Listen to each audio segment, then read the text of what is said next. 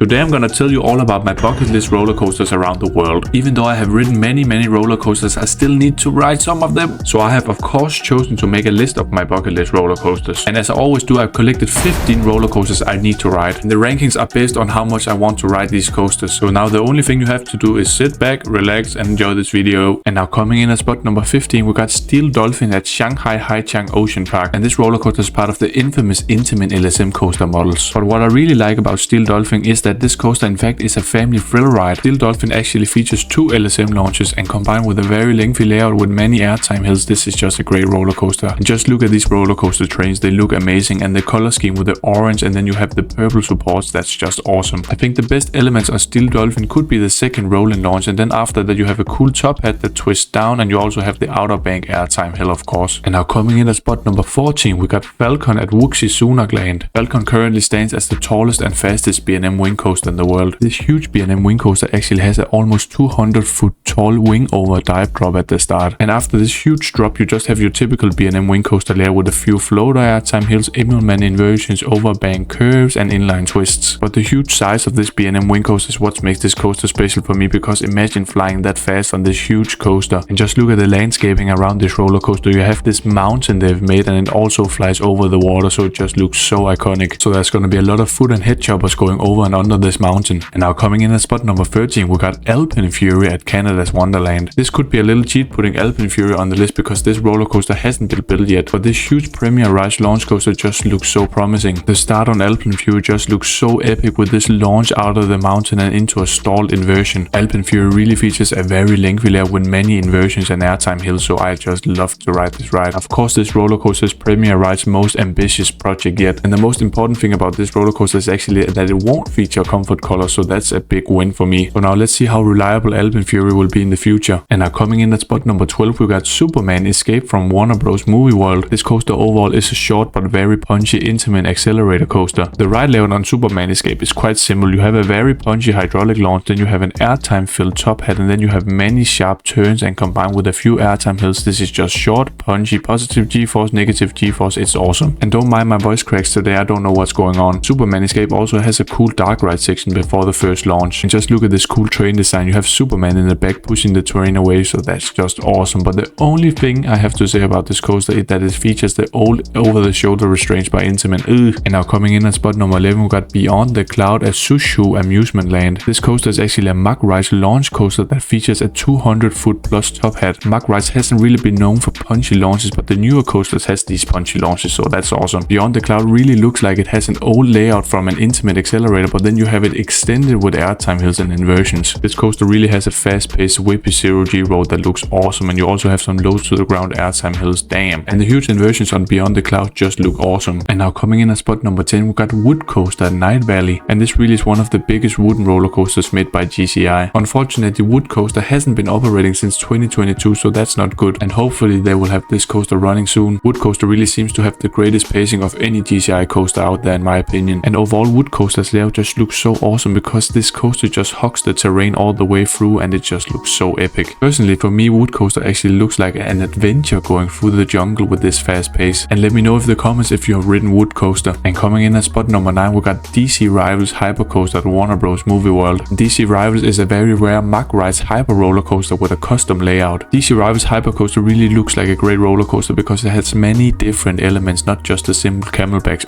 B&M. And what's most interesting about this roller coaster is actually people's opinions, because some people say it isn't really as great as people think it is, but some also say that it really is a top tier coaster. It seems like DC Rivals does have some relentless elements such as the twisted first drop, the non-inverted loop, and then the ending with all the airtime hills. But it also looks like there are some stale elements such as twists and turns, moving on to the better elements of course, but it's all about that backwards seat on DC Rivals. I need to ride it backwards. And coming in at spot number 8, we got Batman Gotham City Escape at Park Warner Madrid. And this roller coaster is actually one of the newest Intamin LSM launch coasters in the world. And this roller coaster layout just looks world class. It really features everything, and I just think these Intamin LSM coasters just get better and better over time. This coaster really has a world class layout mixed with 3 different LSM launches, a huge top hat with a stall, and after that you also have this inverted camelback hill as they call it. It's just an inverted stall, but you know what I mean. And combined with these cool hang time moments in the inversions, you also have some very punchy airtime hills. So when you have a coaster with everything from launches, hang time, positive, negative G-forces, you have a another great coaster. Now coming in at spot number 7 we got Pan Fury and a King's Dominion. And formerly known as Intimidator 305 we have this huge giga coaster by Intamin. And yet again I see many mixed opinions about this coaster because many say this roller coaster is really one of the most intense rides with positive G-forces. And I've also seen many coaster enthusiasts say, oh, it's a great ride but it isn't world class. I would really love to see how different Pantherian is compared to Millennium Force. These low to the ground twists and turns on I-305 just look so crazy. I really want to know your opinion about Pantherian. Is it a great coaster? Is it okay? I don't really know, man. And most importantly, does it feature any airtime? And now coming in at spot number 6 we got Outlaw Run at Silver Dollar City. And Outlaw Run is of course this cool RMC topper track roller coaster with an amazing pacing. And what I really like about this roller coaster is of course its location, and on top of that I haven't ridden an RMC topper track yet. I've heard that the layout is great. You have some cool elements with airtime. You also have this iconic double barrel roll at the end, but I've heard some people say it's a bit rough. Can someone compare the roughness on Outlaw Run to another coaster, or is it just I need to find something negative? It rattles a bit. And now coming in at spot number 5 we got ForceOne at Fun Spot Atlanta. It's so awesome to see that a remote park chain just like Fun Spot just made a huge RMC roller coaster. First of all, just take a look at this roller coaster. The color scheme is so crazy with the red and blue. It's just America. Train design isn't even that complicated. It just looks cool with the pointy front card and the colors of course. And speaking of layout, ForceOne just looks so crazy. You have a cool outer bank airtime hill with a lot of airtime. You have this double up, double down, and all these airtime hills are crazy. But on top of this you also have some cool inversions such as the Raven Trust dive, 0G stall, and very quick barrel roll. Overall, ForceOne is just my type of ride with amazing airtime. And now coming in at spot number 4 I got the Voyage at Holiday World. And this huge Gravage Group wooden roller coaster really looks like one of the best wooden roller coasters in the world. The Voyage really has this intimate prefab looking style with these huge airtime hills. But after that the Voyage really looks like it has relentless pacing. It mainly stays low to the ground with twists and turns and small airtime dips. And I actually found out on Gravity Group's official webpage that this roller coaster almost has 25 seconds of airtime. And that's of course a world record for wooden roller coasters. Talking about all these coasters just make me want to go to America more. And now coming in at spot number 3 we got Fury 325 at Carowinds. And this coaster really has been given the Golden Ticket Award for best steel coaster for many years. And I've heard many people say this is one of the best coasters in the world, but in my recent comments I've seen someone say it's pretty overrated. From what I see I think this roller coaster has one of the best first drops in the world of course, and after that you have this high paced high speed turns and they just look so cool. And after this sideways airtime moment on the turnaround section it really looks like the pacing isn't that great, but in my opinion the coaster makes up for it because then it goes into these airtime hills, and I love airtime of course. The only thing I'm afraid of on this coaster is the speed doesn't feel that crazy. And now coming in at spot number 2 we got Hakuk at Nagashima Sparland. And I've heard that Hakuk really has one of the best RMC conversions in the world. And before talking about layout, just look at this roller coaster. The white and blue just looks so mesmerizing. Hakuk is also one of the bigger RMC roller coasters, and it really has a very lengthy roller coaster layer with many airtime hills and inversions. And for me it doesn't really seem like the pacing is so amazing, but all these elements just hit and hit. And the few reviews I've seen of this roller coaster were amazing. They haven't really said anything bad about this coaster. And now coming in at spot number 1 we got